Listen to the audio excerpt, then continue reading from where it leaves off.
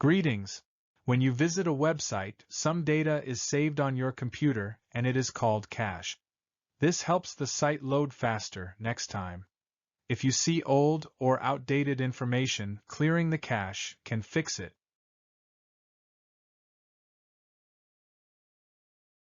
Pressing the refresh button on your browser's address bar does only a standard refresh. To force refresh from the server, press the Shift or Control keys and click the browser's refresh icon.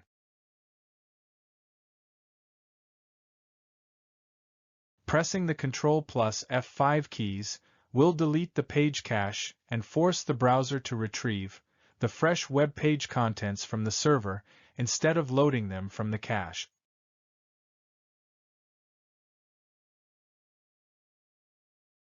To fully clear the browser's cache, go to the upper right corner and click three dots.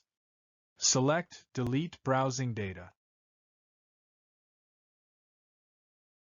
Choose Time Range. Make data selection to delete. Finally, click the Clear Now button to initiate the cache clearing process.